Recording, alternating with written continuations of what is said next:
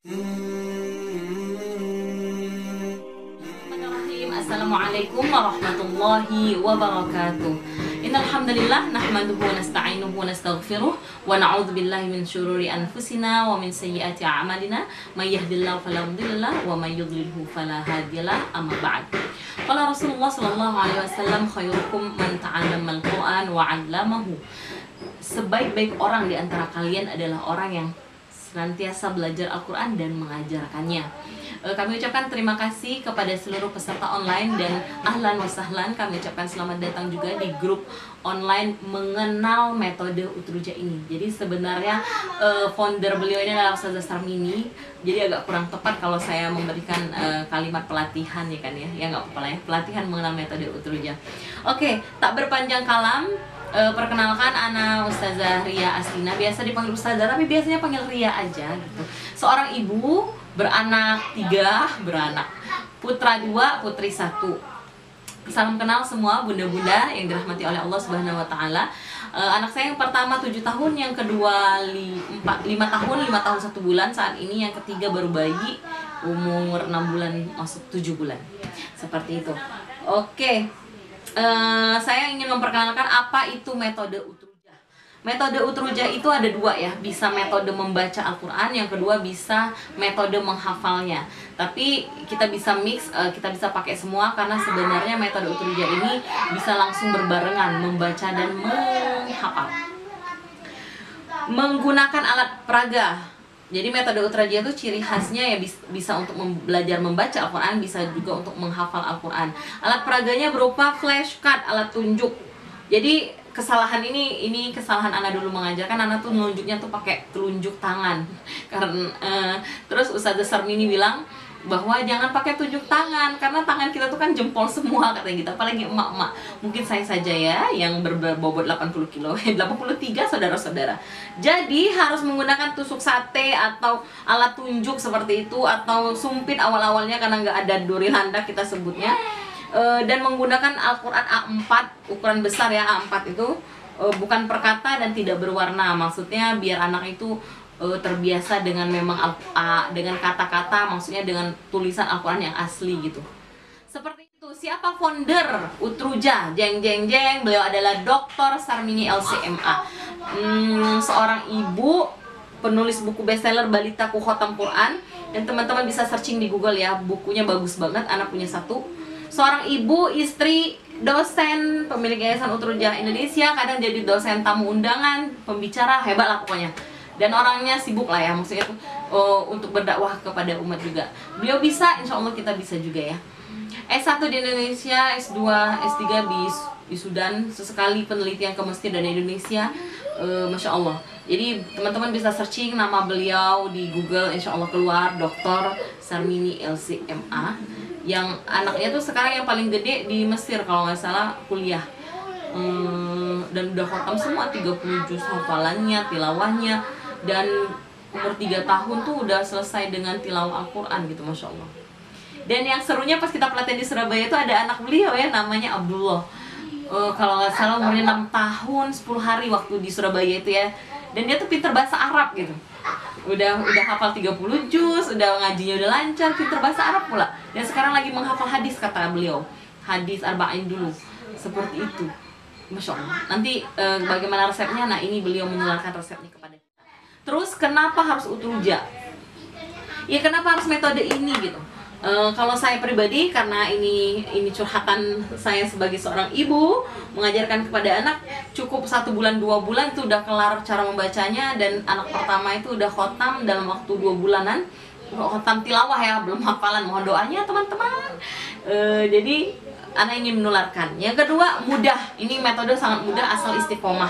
Yang ketiga, kerasa cepat hasilnya gitu. Jadi dan kalau anak sih kerasa hasilnya itu karena anak nggak bertanduk. Bunda-bunda di sini mungkin bunda-bunda yang sabar ya. Cuman Ustazah nih lah ya yang marah-marah gitu ya. Awalnya tuh marah-marah, kesel, ya Allah ini aja kok nggak bisa, atau ya Allah ini kok salah, oh ya Allah ini kok males gitu anakku. Nah jadi dengan metode Utruja ini ternyata menyuruh anak mengaji, menyuruh anak merojaah, menyuruh anak ziyadah hafalan, itu tuh sekarang menjadi hal yang sangat simpel, mudah, dan nggak bertanduk lagi, saudara-saudara. Ya Allah, subhanallah.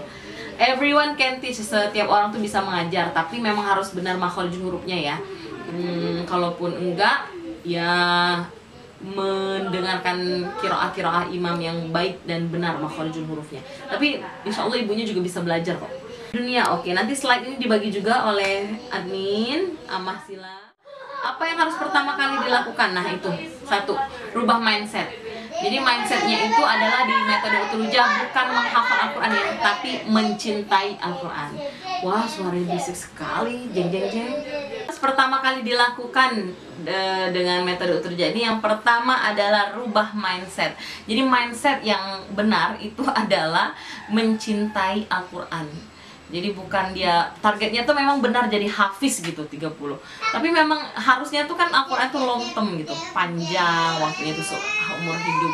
Jadi mengajarkan anak tuh mencintai Al-Quran, dia tidak trauma dengan Al-Quran, atau metode pengajaran itu tidak boleh marah-marah atau kesal. Jadi intinya mindset kita tuh memang mencintai Al-Quran. Anak itu tuh cinta dan nggak pakai disuruh-suruh lagi lah ketika baca Al-Quran, dan dia merasa butuh dengan Al-Quran dan menjadikan Al-Quran itu sebagai pedoman.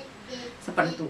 Nah, terkait dengan rubah mindset itu, yang pertama beliau mengajarkan Al-Quran itu mudah dihafal. Karena dalilnya tuh kan jelas, walaqad yassarnal Qur'ana lidzikri fahal min muddakir. Tinggal kita itu mau nggak menghafalnya, mau nggak bacanya. Seperti itu. Karena udah jaminan dari Allah Subhanahu wa taala bahwa Al-Quran itu mudah untuk dihafal. Seperti itu. Yang kedua, motivasinya tadi udah dikatakan bahwa Al-Quran itu mudah. Sudah mudah, apakah kita mau melakukan? Yang ketiga, targetnya di Utrujah itu adalah mencintai Al-Quran. Jadi yang pertama, Al-Quran itu mudah dihafal. Yang kedua, motivasinya adalah Quran surah Al-Qamar ayat 32 ya. Yang ketiga, mencintai Al-Quran. Nah, ini kita cuci otak dulu nih. Untuk pertama, bunda-bunda di sini termasuk yang kayak aku nggak ya? Kalau ustazah tuh udahlah nanti di pesantren bisa juga ngaji gitu. Iya gak sih? Itu tuh aneh banget.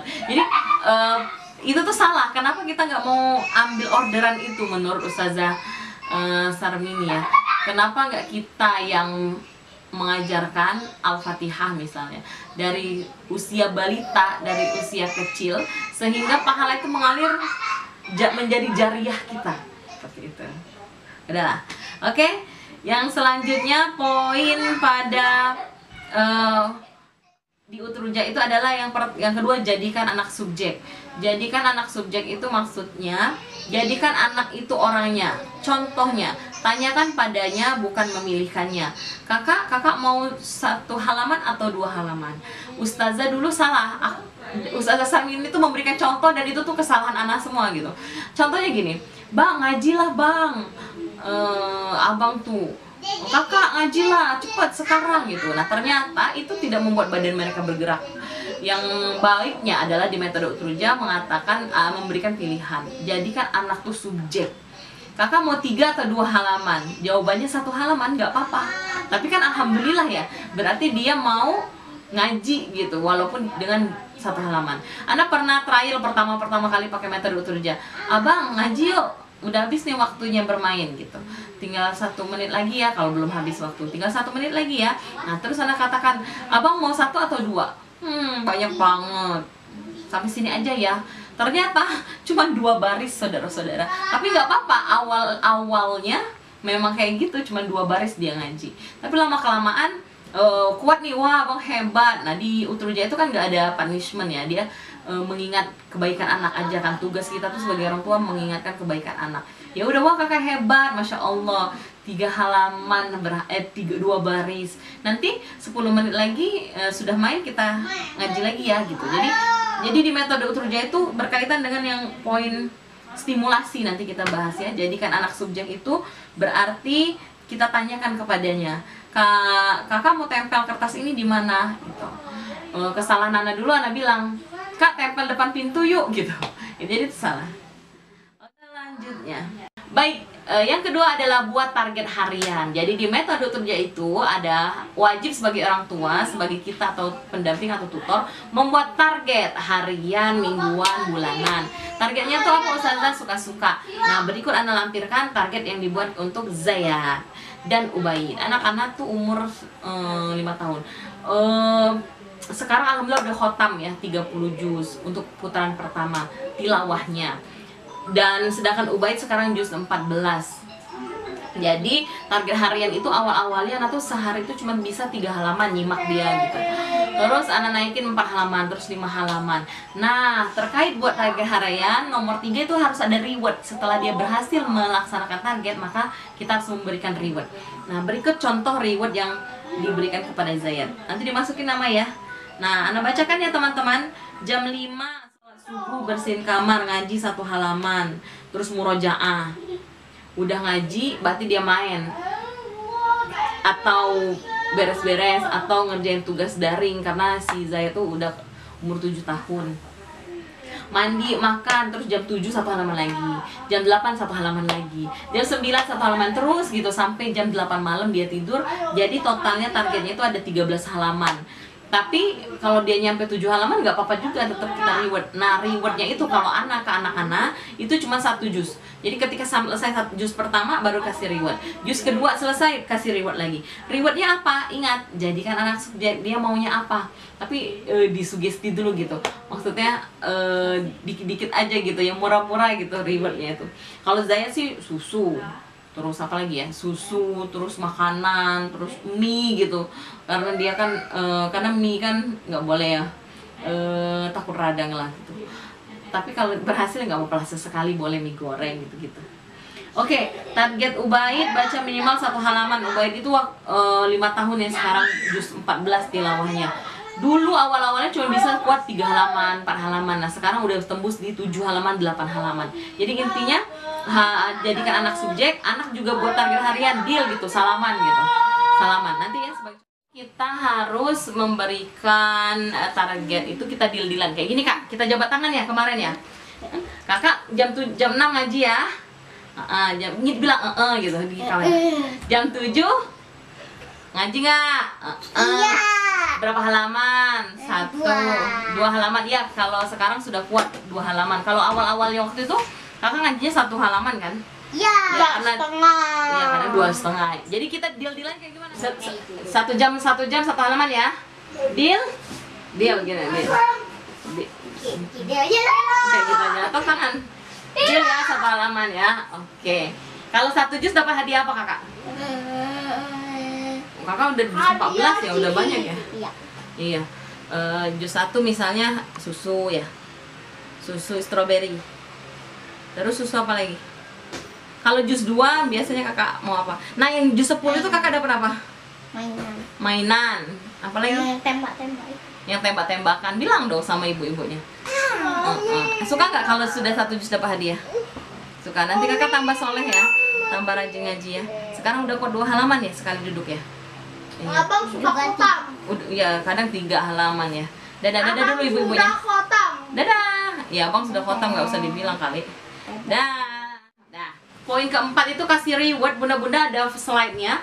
Itu bisa makanan, bisa baju, bisa gosok, pelukis. Nah, yang enak tuh si abangnya. Jadi digosok punggungnya pas tidur itu merupakan hadiah. Jadi agak hemat emaknya ya. Mainan juga di budget kalau kita mah. Misalkan 30.000, jangan lebih 50.000. Selanjutnya adalah stimulasi atau rangsangan. Jadi di Utrujah itu materi yang paling penting itu adalah stimulasi. Stimulasi itu rangsangan. Maksudnya adalah kita harus sering mengulang huruf apa tersebut, huruf apa yang kita ajarkan pada hari itu. Misal, Ubaid waktu pertama kali belajar metode Utrujah itu kan pakai alat peraga ya. Sebentar. Stimulasi atau rangsangan, nanti kan ada alat peraga ya, bisa buat sendiri atau bisa beli gitu. Atau buat sendiri bisa, nanti kita ajarin. Nah, huruf la ini kita tulis la, harokat dengan huruf Ustazah Sarmini mengajarkan kepada kita untuk berbeda warnanya. Kemudian kita contohkan cara membacanya. Kakak la, kakak sini kak. Kakak la. adek la, kakak la gitu. Udah dia mau ngikutin. Kita mau tempel di mana, Dek? Nah, terus kata, jadi itu harus menjadikan dia subjek. Kemarin-kemarin anak tuh salah. Ya, kita tempel depan kulkas ya gitu. Nah, itu salah. Yang betul, kakak mau tempel di mana? Gitu. Tempel katanya depan pintu, ya udah tempel kertas ini karena dia baru mengenal huruf fathah depan pintu. Kapan ini bisa dimulai? Dari anak mulai ngomong 1 tahun 3 bulan, 1 tahun 8 bulan, dia udah bisa diajarin la, ma, tempel. Kemudian ketika di depan pintu misalnya atau depan pintu kulkas, dia mau ke kamar mandi atau kita jalan ke dapur, ngelewatin pintu itu, terus kita tanya lagi tuh, Dek, ini huruf apa, Dek? La. Udah, dia main, terus dia makan, terus dia lewat lagi. Dek, huruf apa itu? La. Dek, huruf apa ya yang di depan kulkas? La. Kalau dia lupa, kita ingetin lagi la gitu. Awal-awal sih kalau Ubaid itu udah malas lah atau gimana gitu. Cuma kita sebagai guru ingat, sebagai guru atau sebagai orang tua ingat lagi bahwa Al-Quran itu mudah, tinggal stimulasi kita tuh sering atau tidak. Jadi teman-teman, kalau misalnya anak dikasih gadget, nonton Ipin Upin, pastikan gaya ngomong Ipin Upin pun dia ikut gitu. Tak nak lah gitu. Kenapa? Karena dia sering melihat, menonton, mendengar Ipin Upin. Jadi dia dapat ilmu dari Ipin Upin. Bayangkan kalau misalkan stimulasi alat peraga ini dia lihat tiap hari, kita tanya tiap hari, masa iya nggak nempel gitu. Karena menurut Ustazah Sarmini yang sudah sangat berpengalaman, semua informasi anak itu tidak ada yang menguap, tidak ada yang hilang.